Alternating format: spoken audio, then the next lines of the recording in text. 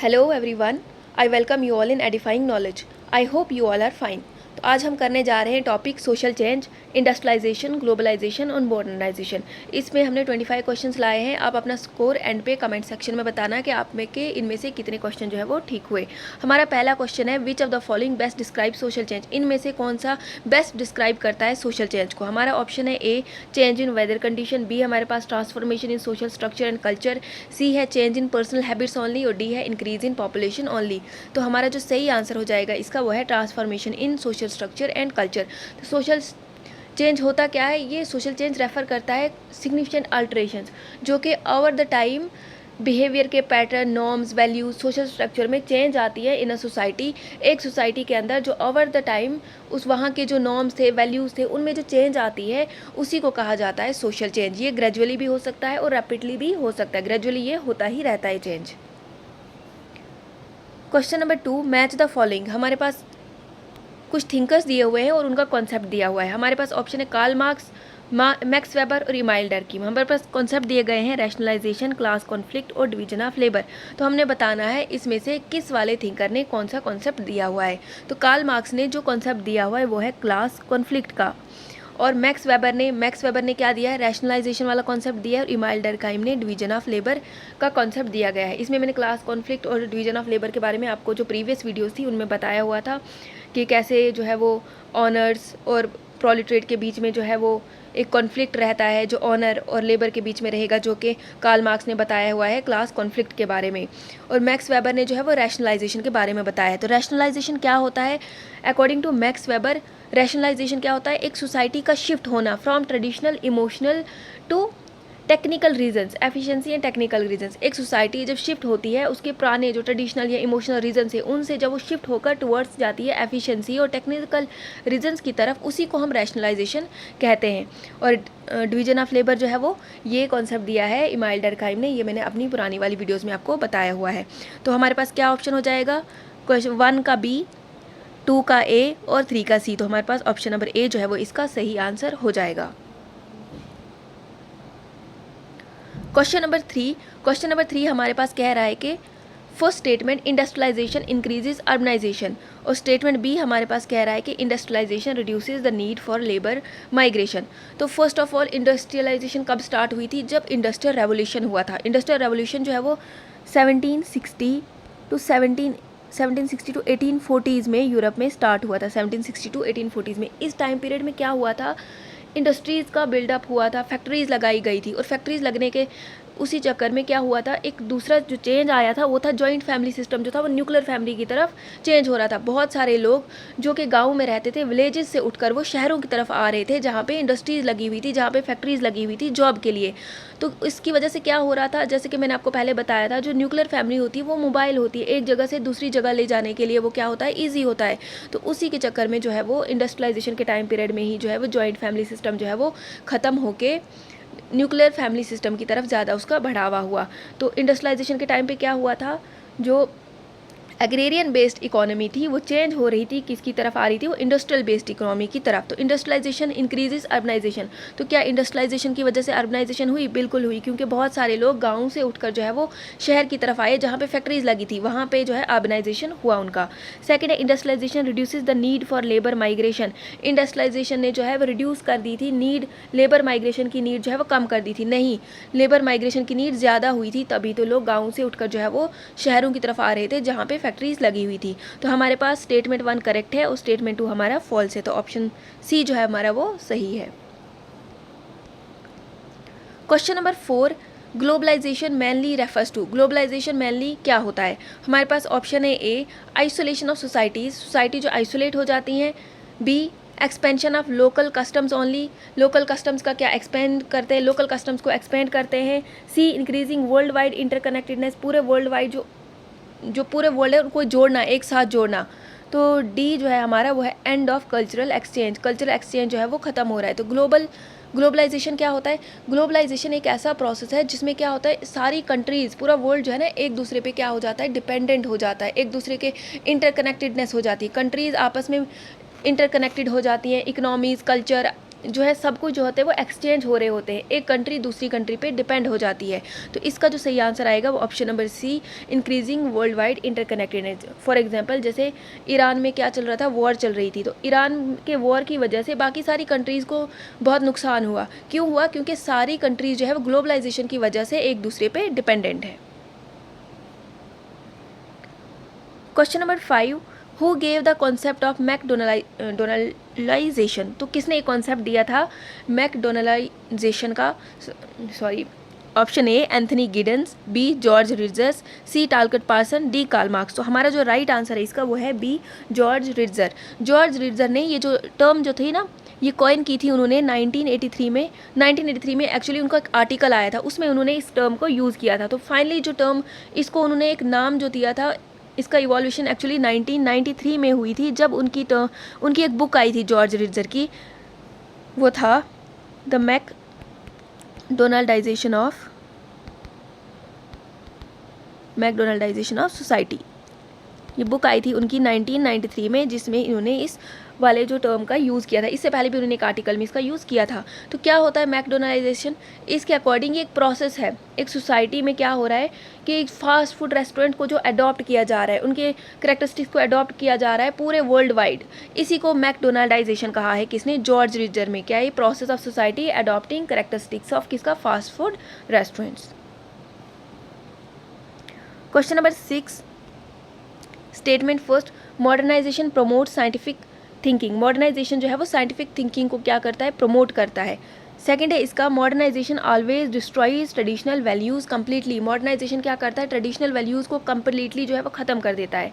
तो पहले मॉडर्नाइजेशन क्या होता है? मॉडर्नाइजेशन होता है एक प्रोसेस है जिसमें क्या करते हैं, न्यू मेथड्स को अडॉप्ट करते हैं, टेक्निक्स, आइडियाज़, टेक्नोलॉजीज़, वैल्यूज़, ये सारी चीज़ों को अडॉप्ट करना, जो नई नई आ रही हैं, साइंटिफिक बेस्ड आइडियाज़ आ रही, टेक्नोलॉजीज़ आ रही हैं, इनको जो अडॉप्ट करना, इसको मॉडर्नाइजेशन कहते हैं। तो क्या मॉडर्नाइजेशन साइंटिफिक थिंकिंग को प्रमोट कर रहा है? बिल्कुल कर रहा है। क्या मॉडर्नाइजेशन ट्रेडिशनल कल्चर को कम्प्लीटली ख़त्म कर रहा है? नहीं, कुछ थोड़ा बहुत इम्पैक्ट आ रहा है, लेकिन टोटली वो उसको ख़त्म नहीं कर रहा। तो हमारे पास स्टेटमेंट 1 जो है वो ट्रू है, स्टेटमेंट 2 जो है वो क्या है? फॉल्स है हमारे पास। Question number 7, which revolution is closely linked with industrialisation. कौन सा रेवोल्यूशन जो है वो क्लोजली लिंक है इंडस्ट्रियलाइजेशन के? तो green revolution, industrial revolution, culture revolution या फिर वाइट रेवोल्यूशन। तो हमारा क्या आएगा? इंडस्ट्रियल रेवोल्यूशन, जो कब हुआ था? 1760 से 1840 के बीच में, वो ईस्टर्न यूरोप में हुआ था, यूरोप में हुआ था। जिसमें क्या हुआ था? जिसमें फैक्ट्रीज़ को लगाया गया था, मैकेनाइजेशन जो है उसको बढ़ावा दिया गया था, अर्बनाइजेशन हुई थी, जो हमारी जॉइंट फैमिली थी वो न्यूक्लियर फैमिली की तरफ शिफ्ट हो गई थी। Question number 8, match the following. हमारे पास कॉन्सेप्ट दिए गए हैं और उनका फीचर दिया गया है, हमने इनको क्या करना है? जोड़ना है। तो पहला है ग्लोबलाइजेशन। तो ग्लोबलाइजेशन, इंडस्ट्रियलाइजेशन और मॉडर्नाइजेशन, हमारे पास 3 है। ग्लोबलाइजेशन हमारे फीचर दिए गए हैं, factory, production, world wide integration, ये साइंटिफिक आउटलुक। तो ग्लोबलाइजेशन क्या होता है? जब पूरे वर्ल्ड वाइड जो होती है इंटरकनेक्टेड हो जाते हैं, वर्ल्ड वाइड इंटीग्रेशन। तो ग्लोबलाइजेशन का आएगा बी, 1 का बी। तो इंडस्ट्रियलाइजेशन में क्या हुआ था? न्यू फैक्ट्री सेटअप की गई थी, इंडस्ट्रीज सेटअप की गई थी। तो इंडस्ट्रियलाइजेशन मतलब फैक्ट्री की प्रोडक्शन, फैक्ट्री को सेटअप किया गया था। मॉडर्नाइजेशन क्या होता है? मॉडर्नाइजेशन होता है to adopt the new methods, techniques, technology. तो साइंटिफिक आउटलुक कहा जाएगा। तो हमारे पास ऑप्शन नंबर 8 का क्या बनेगा? 1 का बी, 2 का ए और 3 का सी। तो हमारे पास ऑप्शन नंबर ए ही इसका क्या हो जाएगा? करेक्ट हो जाएगा। Question number 9, which thinker is associated with the idea of Protestant ethics. कौन से थिंकर ने है जो ये प्रोटेस्टेंट एथिक्स के बारे में जो ये आइडिया दिया है? कौन से थिंकर जो है वो एसोसिएटेड है? हमारे पास है A Karl Marx, B Emile Durkheim, C Max Weber, D Auguste Comte. तो हमारा जो राइट आंसर है इसका वो क्या है? वो है मैक्स वेबर। प्रोटेस्टेंट एथिक्स क्या है? प्रोटेस्टेंट एक सेक्ट है क्रिश्चियनिटी का। इसमें ये बिलीव करते हैं कि जो मतलब जो दुनिया में जैसी लाइफ है ना, यही ये डिसाइड करती है कि क्या आप गॉड को प्यारे हो कि नहीं। अगर आपकी दुनिया में लाइफ जो है वो बहुत अच्छी चल रही है, आपके पास आप वेल्थी हो, तो इसका मतलब आप गॉड को प्यारे हो, इसलिए आप इतने वेल्थी हो। ये जो प्रोटेस्टेंट एथिक्स वाले, इसमें कहा गया इन्होंने कि ये क्या करते हैं, ये टाइम को कहा जाता है, टाइम को वैल्यू दी जाती है, टाइम इज़ वेल्थ। ये इसमें मानते हैं कि टाइम इज़ वेल्थ। और इसमें ये बढ़ावा किस चीज़ को देखते हैं कि आप जो ज़िंदगी गुजारोगे ना, ये अपने आप पे बहुत कम पैसा खर्च करते हैं, अपने आप को कम खर्च करते हैं। और दूसरा, ये इंटरेस्ट पे बिलीव करते हैं, ये जो पैसा इंटरेस्ट पे देते हैं पैसा। तो जो भी इंटरेस्ट वो देते हैं, जो प्रॉफिट वहाँ से कमाते हैं, उस प्रॉफिट को दोबारा से री इन्वेस्ट करते हैं। अपनी जो लाइफ है इसको बहुत सिंपल गुजारते हैं, अपने ऊपर ही ज़्यादा पैसा खर्च नहीं करते, लेकिन इनके पास बहुत ज़्यादा वेल्थ होती है और ये क्या करते हैं कि इंटरेस्ट पे देते हैं। इनका मानना है इंटरेस्ट पे देते हैं पैसों को, जो वहाँ से प्रॉफिट आता है उसको और ये इन्वेस्ट कर देते हैं। तो ये प्रोटेस्टेंट एथिक्स है। तो ये प्रोटेस्टेंट एथिक्स क्या करते हैं, ये कैपिटलिज्म को बढ़ावा देते हैं, ये कैपिटलिज्म को बढ़ावा देते हैं। ठीक है। क्वेश्चन नंबर 10 कह रहा है ग्लोबलाइजेशन इंक्रीज कल्चरल एक्सचेंज। तो ग्लोबलाइजेशन की वजह से क्या हो गया, कल्चरल एक्सचेंज जो है वो इंक्रीज हुआ। Globalization completely removes cultural diversity. Globalization की वजह से कल्चरल डाइवर्सिटी जो है वो कम्प्लीटली ख़त्म हो गई। तो क्या ग्लोबलाइजेशन कल्चरल एक्सचेंज करा रहा है, इंक्रीज़ करा रहा है? बिल्कुल करा रहा है। जो चीज़ें वेस्टर्न कल्चर में थी वो आज यहाँ पे फॉलो की जा रही है, वो ड्रेसअप, वहाँ की सारी चीज़ें वो यहाँ पे हो रही हैं ग्लोबलाइजेशन की वजह से। जैसे कि अगर बांग्लादेश में कोई चीज़ बन रही हो, वो इंडिया में यूज़ हो रही है, कहीं पे भी यूज़ हो रही है, तो वो क्या है, ग्लोबलाइजेशन की वजह से हो रहा है।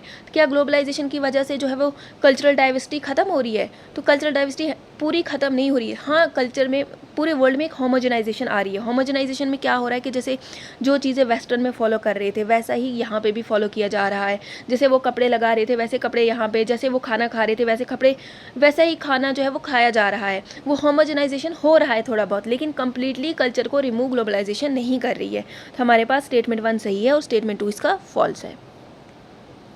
Question number 11, the term cultural lag was introduced by. जो टर्म है कल्चरल लैग, ये किसने इंट्रोड्यूस की थी? हमारे पास ऑप्शन है ए ऑकबर्न, बी मार्क्स, सी पार्सन, डी वेबर। तो हमारा जो सही आंसर इसका वो है ऑकबर्न। तो कल्चरल लैग ये जो क्या ये इंट्रोड्यूस किया था विलियम एफ ऑकबर्न ने, विलियम एफ ऑकबर्न इन 1922 में इन्होंने ये टर्म दी थी कल्चरल लैग। तो क्या है कल्चरल लैग? ये कहते हैं कल्चरल लैग एक टाइम गैप है किसके बीच में, कि जो टेक्नोलॉजी की डेवलपमेंट जो है ना बहुत ज़्यादा हो रही है, रैपिड डेवलपमेंट हो रही है, लेकिन उसके मुकाबले में जो नॉन मटीरियल कल्चर है, मतलब जो मटीरियल कल्चर है हमारा, जैसे टेक्नोलॉजी वगैरह, ये बहुत जल्दी डेवलप हो रही है, लेकिन जो हमारा नॉन मटीरियल कल्चर है, जैसे कि हमारी वैल्यूज़, हमारे लॉज, नॉर्म्स, ये आहिस्ता आहिस्ता से चेंज हो रहे हैं। तो इन दोनों की वजह से क्या हो रहा है, एक लैग आ रहा है बीच में, जिससे एक एनोमली क्रिएट हो रही है सोसाइटी में, जो है वो परेशानियां आ रही हैं, क्योंकि दोनों चीज़ें एक साथ नहीं हो रही हैं, एक ही स्पीड पे नहीं हो रही है। टेक्नोलॉजी बहुत तेज़ी से बढ़ रही है, लेकिन जो हमारी नॉन मटीरियल कल्चर है, वैल्यूज़, नॉर्म्स, वो हमारे आहिस्ता आहिस्ता चेंज हो रहे हैं। तो दोनों के बीच में क्या आ रहा है, एक गैप आ रहा है, उसी को कल्चरल लैग कहा जा रहा है। Question number 12, which sector expanded rapidly during industrialization. Industrialization के टाइम पीरियड में कौन सी जो फैक्ट्रीज थी वो, या कौन सा सेक्टर जो ज़्यादा एक्सपेंड किया था? हमारा ऑप्शन है ए एग्रीकल्चर। क्या एग्रीकल्चर एक्सपेंड हुआ था? बिल्कुल नहीं। एग्रीकल्चर से ही तो हम इंडस्ट्रीज़ की तरफ गए थे। कॉटेज इंडस्ट्रीज़ का हुआ था? नहीं। Manufacturing industries? बिल्कुल। मैन्युफैक्चरिंग इंडस्ट्रीज़ को जो है, मैन्युफैक्चरिंग इंडस्ट्रीज़ बहुत ज़्यादा जो इंक्रीज़ हुई थी during industrialization, industrial revolution. Fourth है हमारा रिलीजियस इंस्टीट्यूशन। तो हमारा जो सही आंसर है इसका वो है मैन्युफैक्चरिंग इंडस्ट्री। तो इंडस्ट्रियल रेवोल्यूशन, जब इंडस्ट्रियलाइजेशन हो रही थी उस टाइम पे बहुत सारी मैन्युफैक्चरिंग इंडस्ट्रीज़ का सेटअप हुआ था। Question number 13, statement 1, urbanization is often linked with industrialization. Urbanization को ऑफनली जो है वो इंडस्ट्रियलाइजेशन के साथ लिंक करते हैं। तो क्या ये सही है?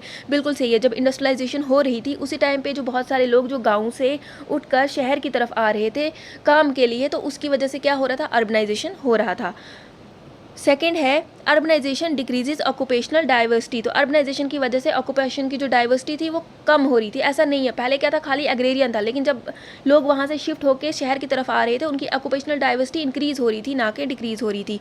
तो हमारा स्टेटमेंट सी करेक्ट है। Statement 1 is true and statement 2 is false. तो हमारा सी इसमें क्या हो जाएगा, सही हो जाएगा। Question number 4, modernization theory mainly suggest that society moves from.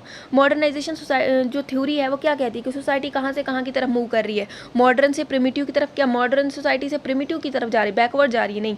Traditional से मॉडर्न की तरफ शिफ्ट हो रहा है, बिल्कुल ट्रेडिशनल से मॉडर्न की तरफ शिफ्ट हो रही है, इसी को मॉडर्नाइजेशन थ्योरी कहते हैं।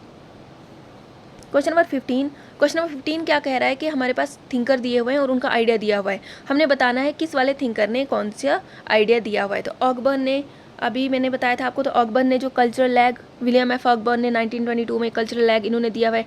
ऑर्गेनिक सॉलिडेरिटी, मैकेनिक सॉलिडेरिटी जो है वो ट्रेडिशनल वगैरह, ये मैंने कब कहा था, डरखाइम के टाइम पीरियड में कहा था आपको। गिडन्स ग्लोबलाइजेशन के बारे में गिडन्स ने क्या कहा है, गिडन्स ने कहा है कि ग्लोबलाइजेशन क्या है, एक अंडरलाइंग प्रोसेस है जिसकी वजह से क्या हो रहा है कि जो डिफरेंट लोकेलिटीज़ हैं पूरे वर्ल्ड में, पूरे ग्लोब में, वो ज़्यादा इंटरकनेक्टेड हो रही हैं, आपस में बहुत ज़्यादा इंटरकनेक्टेड हो रही हैं, जितना वो पहले कभी नहीं थी उतना इंटरकनेक्टेड वो आपस में हो रही हैं। तो इसका क्या हो जाएगा, 1 का ए, 2 का बी और 3 का सी। तो हमारा ऑप्शन नंबर ए इसका करेक्ट आंसर हो जाएगा। Question number 6, which are the following is a negative effect of industrialisation. इनमें से कौन सा जो है नेगेटिव इफेक्ट है इंडस्ट्रियलाइजेशन का। ऑप्शन ए टेक्नोलॉजिकल ग्रोथ, क्या इंडस्ट्रियलाइजेशन की वजह से टेक्नोलॉजिकल ग्रोथ हो रहा है, क्या नेगेटिव इम्पैक्ट है, बिल्कुल नहीं, ये नेगेटिव इम्पैक्ट इंडस्ट्रियलाइजेशन का नहीं है। बेटर कम्युनिकेशन बेटर हो रही है, तो ये कोई नेगेटिव इफेक्ट है नहीं। पोल्यूशन एंड इन्वायरमेंटल डिग्रेडेशन, तो क्या हो रहा है, इंडस्ट्रियलाइजेशन, इंडस्ट्रीज़ की सेटअप की वजह से पोल्यूशन हो रहा है, इन्वायरमेंट डिग्रेड हो रहा है, ये क्या है, ये इसका नेगेटिव इम्पैक्ट है। तो हमारे पास ऑप्शन नंबर सी क्या हो जाएगा, वो सही हो जाएगा। Question number 17, statement 1, social change can be slow और रैपिड। सोशल चेंज क्या हो, वो स्लो भी हो सकती है और रैपिड भी हो सकती है, ये तो बिल्कुल सही है। Social change affects only economic institution, जो सोशल चेंज हो रही है वो खाली इकोनॉमिक इंस्टीट्यूशन को जो है वो इफेक्ट कर रही है, ऐसा बिल्कुल भी नहीं है। सोशल चेंज इकोनॉमिक के साथ साथ कल्चरल, सोशल, सब जगह को इफेक्ट कर रहा है।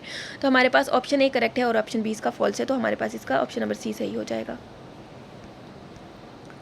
The spread of multinational companies is associated with, जो मल्टीनेशनल कंपनीज पूरी दुनिया में स्प्रेड हो रही है, ये किसकी एग्जांपल है, क्या ये फ्यूडलिज्म की एग्जांपल है, ग्लोबलाइजेशन, ट्राइबलाइजेशन या रीजनलिज्म। तो ये हमारे पास किसकी एग्जांपल है, ग्लोबलाइजेशन। ग्लोबलाइजेशन की वजह से ही पूरे जो कंट्रीज़ हैं वो एक दूसरे पे डिपेंड है, इन्हीं की वजह से एक जगह की कंपनी जो है वो दूसरी जगह में आ रही है, जैसे कि मैकडोनलाइजेशन का कॉन्सेप्ट बताया, ये भी सिमिलर है। Who emphasise class struggle as a driving force of social change, किसने कहा है कि क्लास स्ट्रगल जो है वो ड्राइविंग फोर्स है सोशल चेंज की। तो हमारे पास ऑप्शन है वेबर, पार्सन, मार्क्स, डरकाइम। तो किसने कहा है, क्लास स्ट्रगल के बारे में कौन बात करते हैं, तो क्लास स्ट्रगल के बारे में बात करते हैं मार्क्स। मार्क्स ही, कार्ल मार्क्स क्या कहते हैं कि क्लास स्ट्रगल से ही हम सोशल चेंज ला सकते हैं, हम एक सोसाइटी को कम्युनिज्म की तरफ ले जा सकते हैं। क्वेश्चन नंबर 20 कहता है हमको, दो स्टेटमेंट्स हैं, modernisation encourages technological advancement. Modernisation क्या है, टेक्नोलॉजिकल एडवांसमेंट को एनकरेज करता है, बिल्कुल सही। मॉडर्नाइजेशन डिस्करेजेस एजुकेशन, क्या मॉडर्नाइजेशन एजुकेशन को डिस्करेज करता है, बिल्कुल नहीं, मॉडर्नाइजेशन डिस्करेज नहीं करता बल्कि इनकरेज करता है। तो 1 सही है और बी इसका गलत है, तो इसका सी इसका आंसर हो जाएगा। Question number 21, match the following, industrialisation, globalisation, modernisation. तो हमारे पास इंडस्ट्रियलाइजेशन, ग्लोबलाइजेशन, मॉडर्नाइजेशन, हमें इंडस्ट्रियलाइज, मैकेनाइजेशन, लिबरलाइजेशन, सेकुलराइजेशन। तो इंडस्ट्रियलाइजेशन में ही हमारे पास क्या हुआ था, मैकेनाइजेशन हुआ था, न्यू इंडस्ट्रीज सेटअप हुई थी। ग्लोबलाइजेशन में लिबरलाइजेशन आ गया था, जैसे कि इंडिया में रिफॉर्म हुआ था, एलपीजी रिफॉर्म 1991 में। लिबरलाइजेशन क्या होता है, जब स्टेट क्या करती है, अपना कंट्रोल को रिड्यूस करती है, कम करती है, reduction of state control. Economic या सोशल पॉलिसीज़ के ऊपर क्या करती है, वो अपने जो स्टेट का कंट्रोल होता है इसको रिड्यूस करती है और प्रमोट करती है प्राइवेटाइजेशन को प्रमोट किया जाता है। मार्केट ड्राइविंग फोर्सेज जो होती है उनको प्रमोट किया जाता है, इसी को लिबरलाइजेशन कहते हैं। एक जो है वो क्या करती है, स्टेट अपनी कंट्री को या उसको क्या करती है, लिबरलाइज करती है, जो स्टेट कंट्रोल है उसको कम करती है, जैसे कि इंडिया ने अडॉप्ट किया था एलपीजी रिफॉर्म्स 1991 में, उसमें भी लिबरलाइजेशन हुआ था।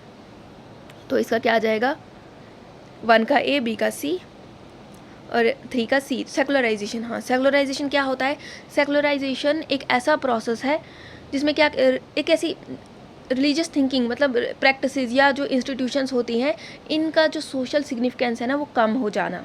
जब रिलीजियस इंस्टीट्यूशंस, थिंकिंग, प्रैक्टिस, इनका जो सिग्निफिकेंस है वो कम हो जाता है, इसी को सेकुलराइजेशन कहा जाता है।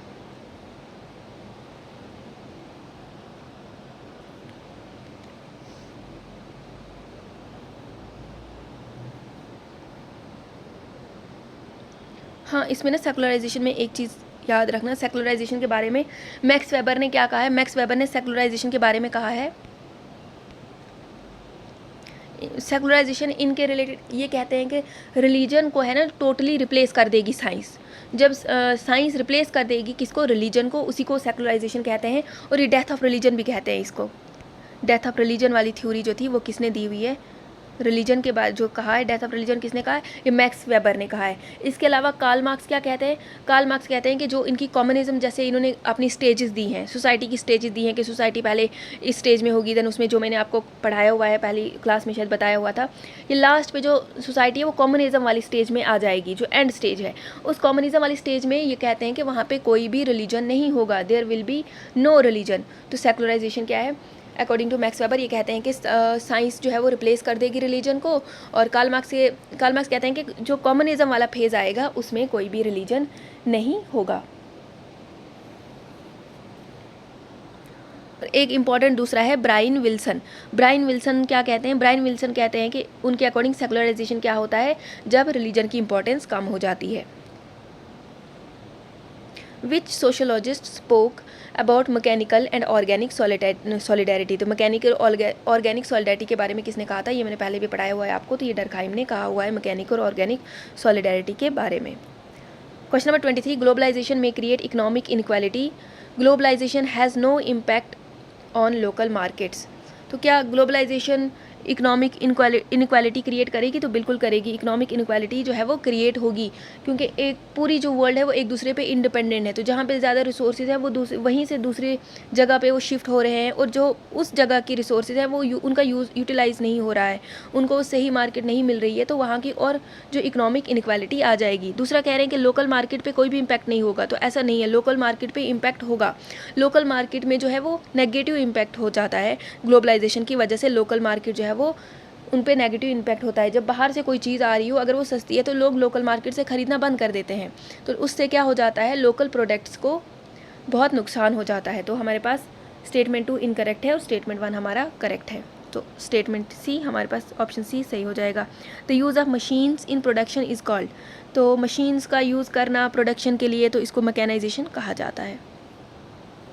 Which of the following is an indicator of modernisation. इनमें से कौन सा मॉडर्नाइजेशन का इंडिकेटर है? Superstitious thinking only. क्या मॉडर्नाइजेशन सुपरस्टिशियस थिंकिंग पे बिलीव करता है? नहीं। क्या scientific attitude and technological growth? बिल्कुल सही। मॉडर्नाइजेशन में हम क्या करते हैं? नई टेक्निक्स को अडॉप्ट करते हैं, आइडियाज़ को, टेक्नोलॉजीज़ को, साइंटिफिक वैल्यूज़ को, इसी को scientific attitude and technological growth जो है वो इंडिकेटर है किसका? मॉडर्नाइजेशन का। तो ये थे हमारे 25 क्वेश्चंस। आई होप ये आपको पसंद आए होंगे। अपना स्कोर कमेंट सेक्शन में ज़रूर लिखना। Thank you.